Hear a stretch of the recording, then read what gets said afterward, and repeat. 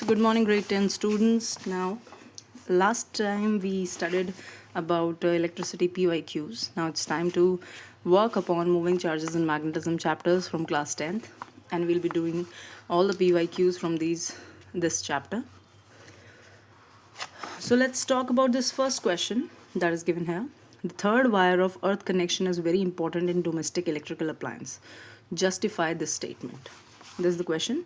Third wire of electric connection is very important in domestic electrical appliances. Now the thing is, what is that third wire that they are talking about? So class, in the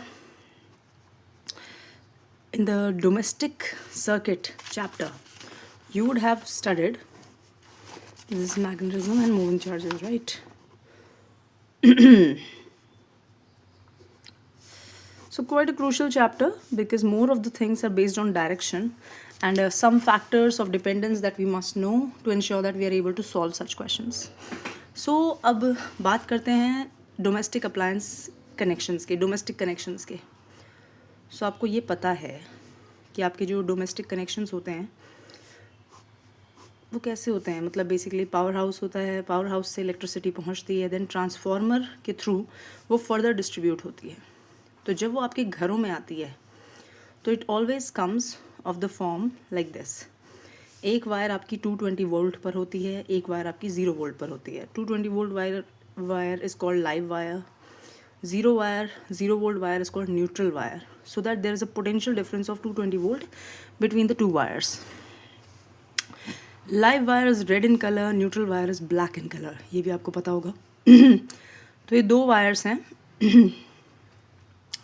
और ये जब आपको, जैसे आपके घर का metre है ये, अब मीटर में जहाँ से मतलब इलेक्ट्रिसिटी पास होगी, then you have various resistors और electrical appliances connected in place. For example अब मैं यहाँ पे बना सकती हूँ, जैसे लेट्स से एक फ़ैन बना देते हैं हम आपको दिखाने के लिए कि हाँ, फ़ैन में जाने के लिए ये हमारा सर्किट है और ये इसकी की भी है. देन दूसरी वाली वायर पे मैं दूसरा इलेक्ट्रिकल अप्लायंस दिखा सकती हूँ, जैसे कि आपका ये मैं आपको दूसरा रजिस्टर बॉक्स दिखा रही हूँ एक तरीके से, but this is basically another electrical appliance. And सब पे आप की लगा दीजिए ताकि आपको ये पता रहे कि आप कौन सा डिवाइस किस समय यूज़ कर रहे हैं. यस, सो यहाँ पे आप रेफ्रिजरेटर जो भी लगाना चाहते हैं लगाइए. And this is how the circuits continue. So basically आपके घरों में जब पावर डिस्ट्रीब्यूशन होता है तो आपके घरों में दो वायर्स आती हैं, रेड वायर, ब्लैक वायर. दोनों के बीच का पोटेंशियल डिफरेंस 220 वोल्ट होता है. और जिस भी डिवाइस को आप यूज़ कर रहे हैं उस डिवाइस के अंदर की ऑन करने से the wires connect with each other, so the current starts passing from this to this, and that's how the circuit gets complete and my device starts working. जैसे मैंने स्विच ऑन किया तो fan work करेगा, switch on करूँगी तो यहाँ पे अगर माइक्रोवेव है तो वो वर्क करेगा. एंड जब भी वो वर्क करना शुरू करेंगे मीटर में से करंट पास होगा and then meter will tell us this many electrical units we have used. और इलेक्ट्रिकल एनर्जी की यूनिट आपको याद होगा, electrical energy 1 kilowatt hour is the unit. Yes, it is equal to 3.6 into 10⁶ joule. ये याद रखने वाली चीज़ है. And this is how the connections are done.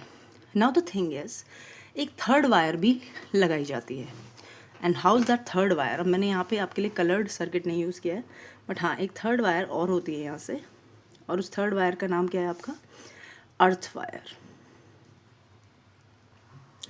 ये कैसे कनेक्टेड होती है कि आपने इसको ग्राउंडिंग की है. ग्राउंडिंग कैसे की है? आपने इसके ऊपर एक मेटालिक प्लेट लगा के इसे ग्राउंड में बहुत नीचे दबा दिया है. और इस वायर की टेंडेंसी क्या है? To absorb the excess leakage of charges happening anywhere. जहाँ भी आपको दिखेगा कि किसी डिवाइस में चार्ज का लीकेज शुरू हो गया है, वहाँ पे ये अर्थ वायर हेल्प आउट करती है. कैसे हेल्प आउट करती है? कि अब जैसे मैं यहाँ से इसको यूँ कनेक्ट करती हूँ एंड लेट्स से मैंने इसे मेरे डिवाइस की, अब ये जो कनेक्शन है आपको दिख रहा है, ये कनेक्शन का मतलब क्या है कि ये वायर इससे नहीं जुड़ रही. न्यूट्रल वायर को अर्थ वायर से नहीं जोड़ना, तब जाके ऐसा कनेक्शन बनाया जाता है. अगर मैं स्ट्रेट बना देती तो दिस वुड मीन कि ये दोनों वायर्स एक दूसरे से अटैच हो रही हैं. तो ये इसके ऊपर से जा रही है, मतलब हम ऐसे इंश्योर करते हैं that they don't touch each other. Now if I will connect this wire with the metallic body of the fan and let's say then further also I can connect it with this another resistor इसकी भी metallic body से, जो भी मेरे resistances हैं उनकी metallic body से connect कर देंगे. तो what will happen, the earth wire is going to absorb, or I would say transfer all the leaked excess charge to the ground. So आपका इस क्वेश्चन का आंसर आप बनाएंगे जैसे, you will say the third wire is the earth wire which works as a safety measure by absorbing any leaked charge from the metallic body of electrical appliance to the ground. From the metallic body of the electrical appliance to the ground.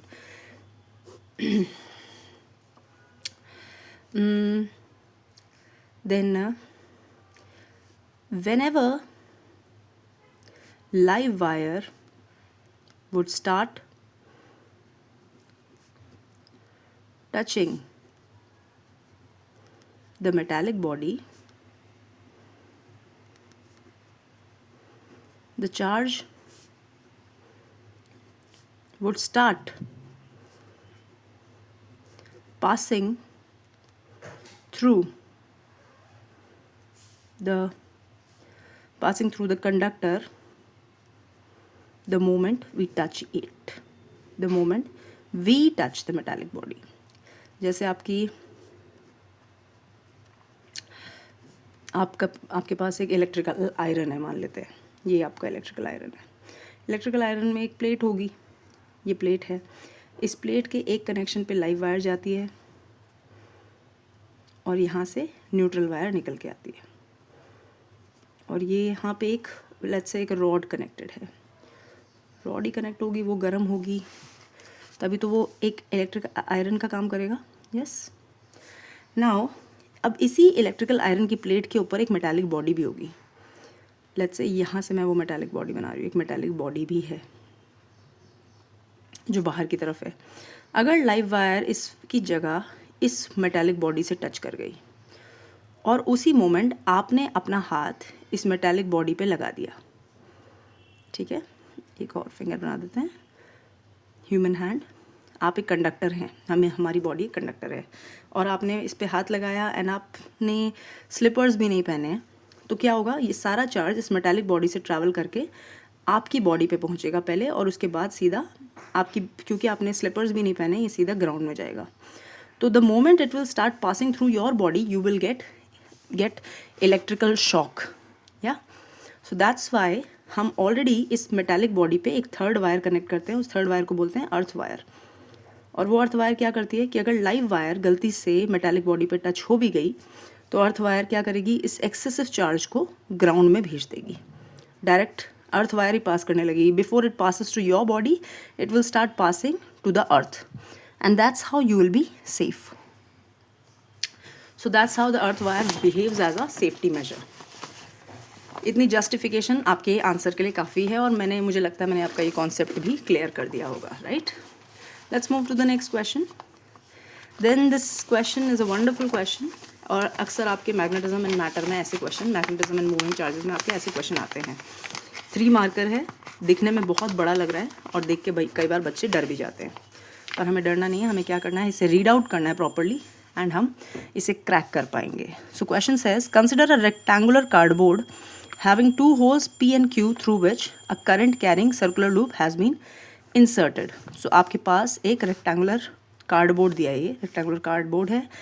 इसमें एक having 2 holes, इसमें 2 holes हैं P and Q, through which a current carrying circular loop.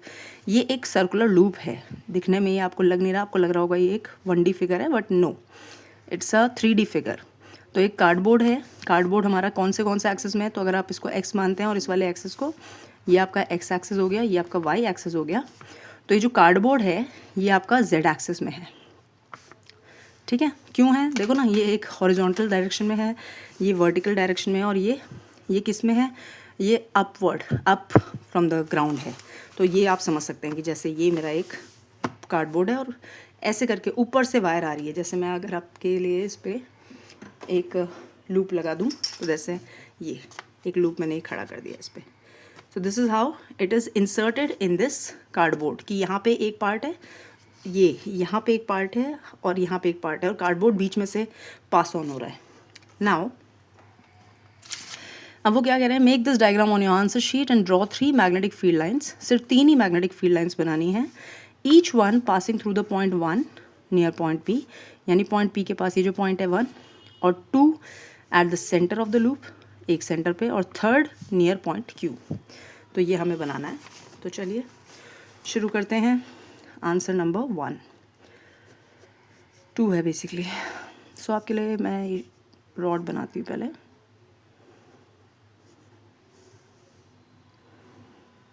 ये मेरा cardboard piece. Magnetism and moving charges chapter में जब भी आप कोई लूप वगैरह बनाएं तो आप एक टेंडेंसी रखिए कि आपको हमेशा वायर की कोई थिकनेस दिखानी है। मतलब वायर आपकी थिक होनी चाहिए। क्यों होनी चाहिए थिक?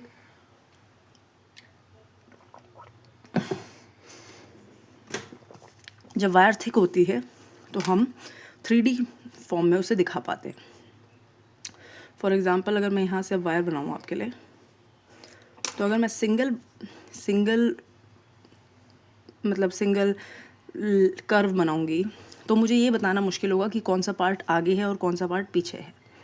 तो मैंने क्या किया, एक ऐसे करके थिक वायर बना दी। अब ये 2 पॉइंट्स हो गए मेरे, और इन 2 पॉइंट्स पे P और Q क्या है, होल है।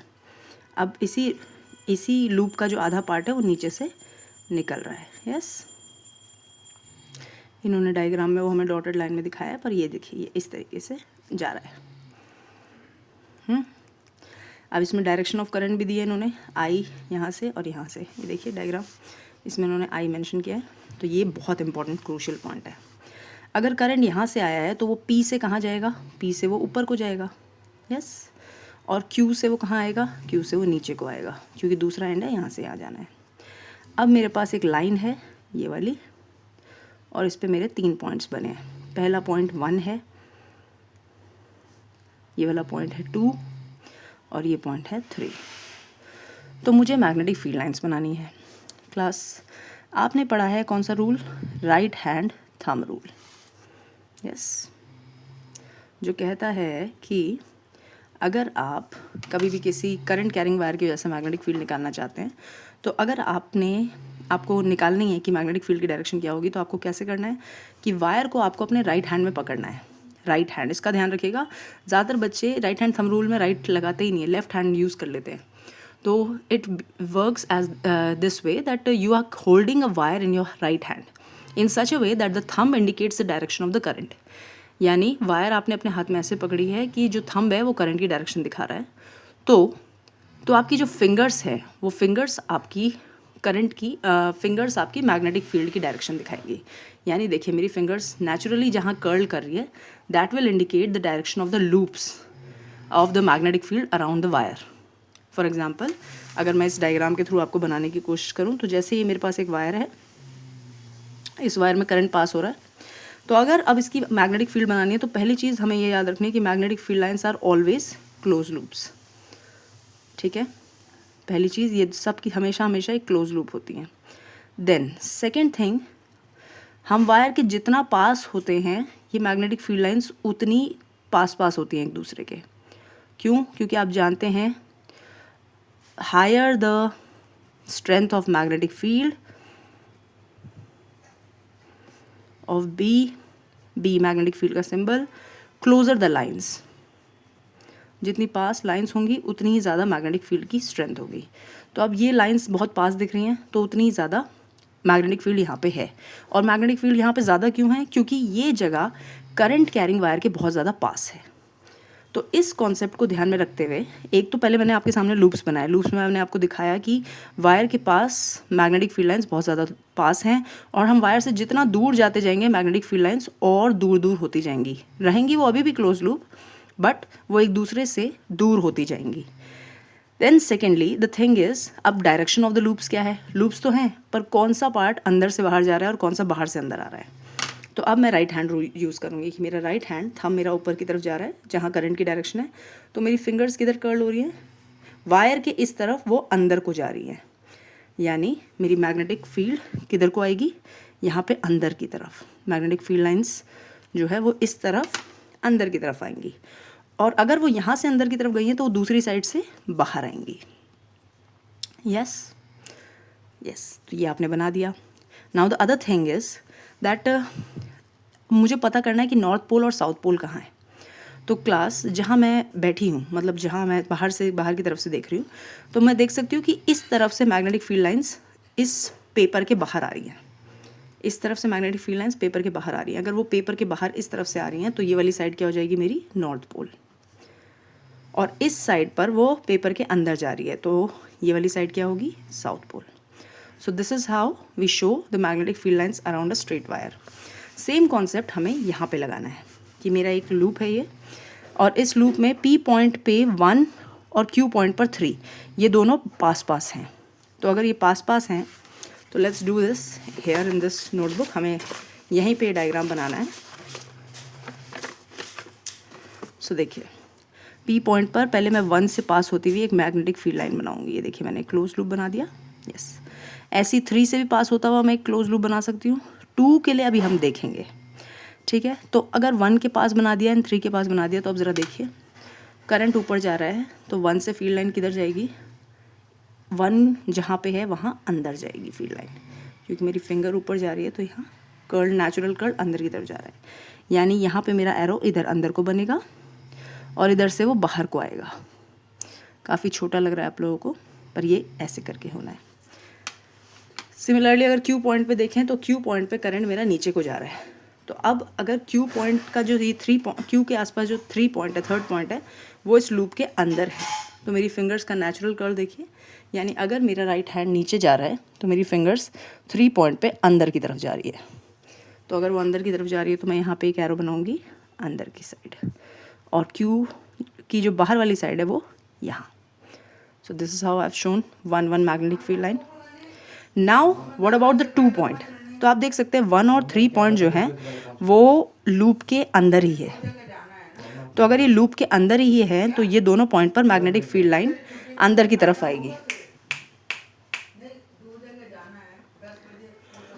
तो लूप के अंदर जो मैग्नेटिक फील्ड लाइन आएंगी वो अंदर की तरफ ही आएंगी।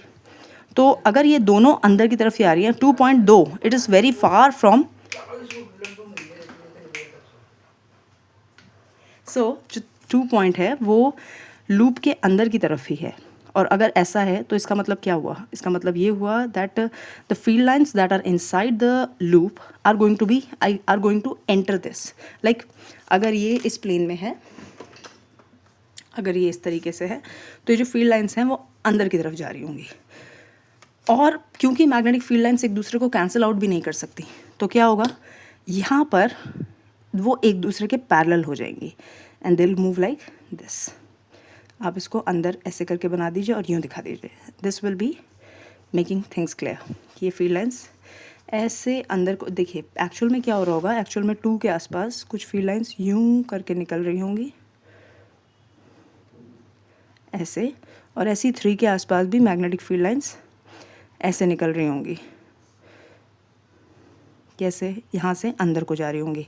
अब ये दोनों एक दूसरे को इंटरसेक्ट तो नहीं कर सकती, पर अपना रिजल्टेंट सेम डायरेक्शन में बना सकते हैं। तो that point will indicate that field lines are entering, and this way you can get full marks in this question. Now the next question is list 2 factors on which the intensity of magnetic field lines depend. ये B part है. मैंने जैसा कि कहा, this chapter is all about direction and the application or I would say understanding the factors of dependence of magnetic field. So यहाँ पे आपका B point जो है, it says list 2 factors on which the intensity of magnetic field produced at the center of loop depends. So what would you mention? You'll mention that intensity of field lines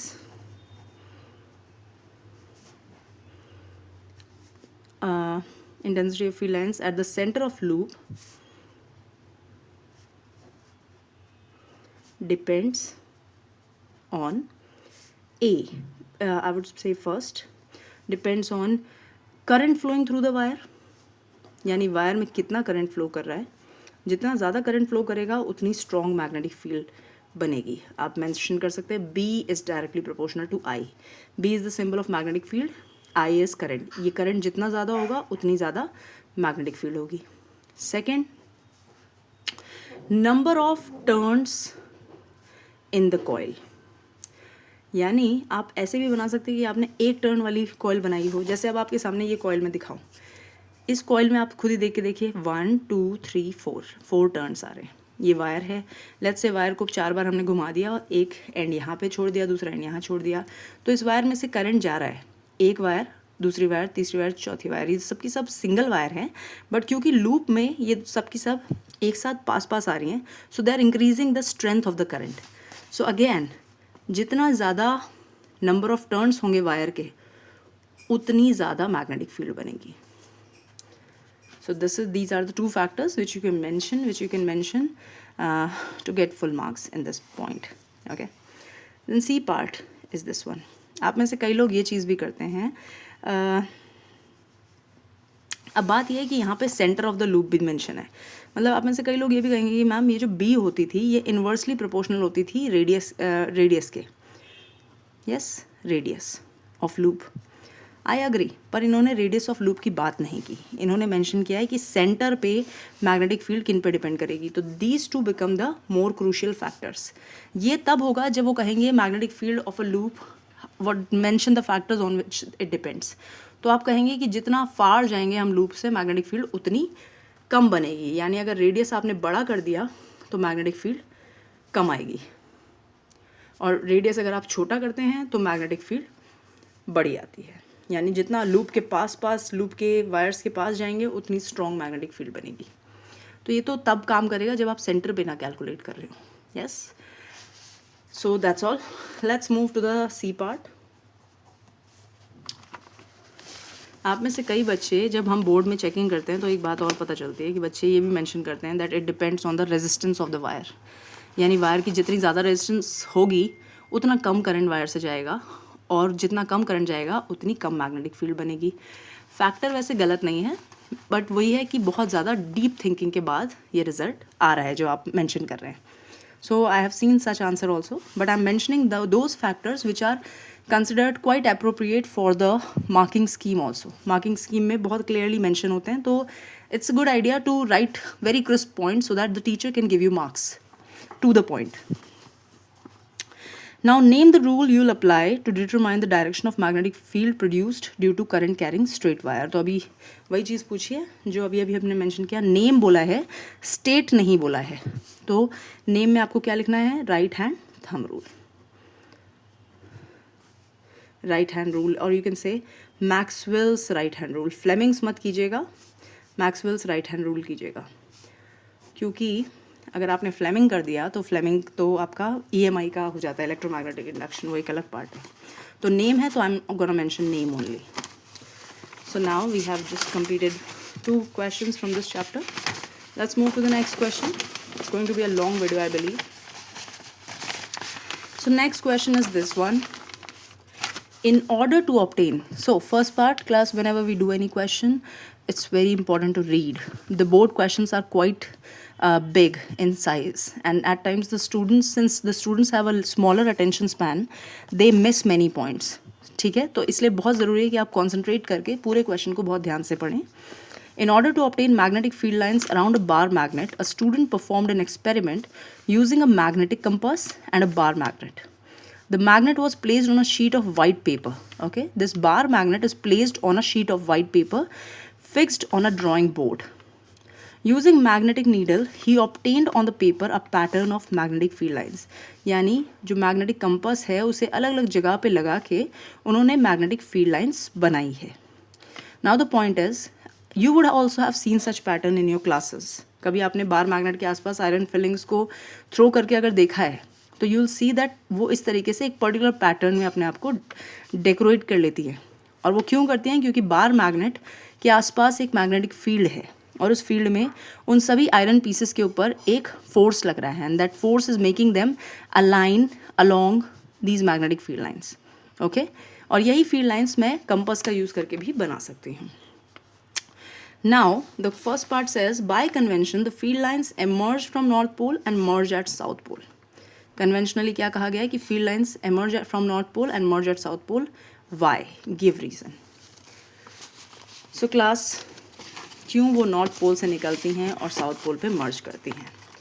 अब सोचिए ज़रा, कोई field lines आपकी क्या है? Lines of force for magnetic material. यानी जब भी आप यहाँ पे कोई आयरन, निकल, कोबाल्ट या दूसरा कंपास रखेंगे तो कंपास क्या बना है? कंपास भी बना है मैग्नेट का ही. तो ये सब मैग्नेटिक मटेरियल्स अपने आप को एक पर्टिकुलर डायरेक्शन में ओरिएंट करते हैं.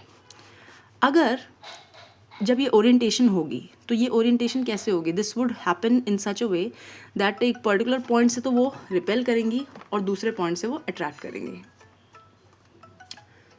Sorry for the trouble.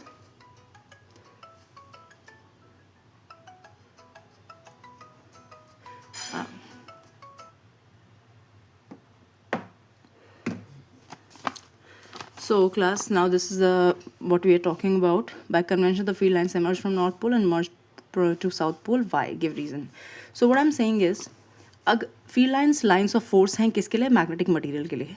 अगर कुछ मैग्नेटिक, अब ये जो पैटर्न है, ये पैटर्न अगर हम आयरन फिलिंग्स के लिए बनाए तो हम देखेंगे आयरन फिलिंग्स यहाँ पे ज़्यादा इकट्ठा होती हैं और इन पोर्शंस में कम दिखती हैं, कर्व्ड बनती हैं, पर ऐसा लगता है जैसे कि इस तरफ कुछ ज़्यादा फोर्स है, इस तरफ ज़्यादा फोर्स है और इन एरियाज़ में कम फोर्स है.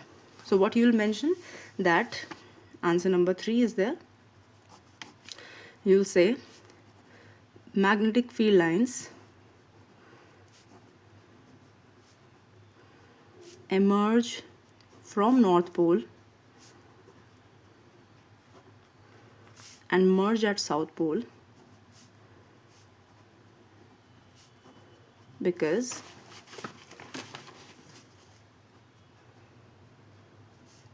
the poles have higher strength of magnetic field. Thus, the field lines always converge at the pole. Field lines always either emerge or converge at poles. If field strength, अगर ये जो magnetic field है, had been same at the two poles, then had been same at the two poles as any other location. यानी अगर poles पर और किसी भी लोकेशन पर मैग्नेटिक फील्ड स्ट्रेंथ सेम होती तो field lines would have been parallel lines. Isn't it? अगर ये कर्व हो ही क्यों रही है? बिकॉज दो पॉइंट्स ऐसे हैं जहाँ पे फील्ड स्ट्रेंथ ज़्यादा है और बाकी पॉइंट्स पर फील्ड स्ट्रेंथ कम है. तो अगर ये सब जगह सेम होती तो फील्ड लाइंस ने ऐसे बनना था. यूनिफॉर्म मैग्नेटिक फील्ड इसे कहते हैं हम. ओके तो इस वजह से भी आप देखिए, अगर यहाँ पे भी कहीं पे पोल ज़्यादा हो जाएगा तो ये एक पर्टिकुलर डायरेक्शन में डेविएट करने लगेंगी, वहाँ से दूसरी डायरेक्शन पे कन्वर्ज करने लगेंगी. पर अब सोचना ये है कि ये जो डायरेक्शन है ये कहाँ से आ रही है, मतलब एमर्ज और कन्वर्ज क्यों आ रहा है? तो इसका एक रीज़न, एक पार्ट तो ये हो गया कि ये क्योंकि पोल्स पे स्ट्रेंथ ज़्यादा है, और दूसरा पॉइंट ये है opposite poles attract each other and same poles repel.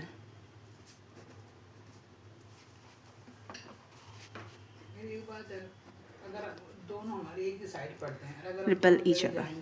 Class next part को हम थोड़ी देर बाद करेंगे. So we'll be talking in a while.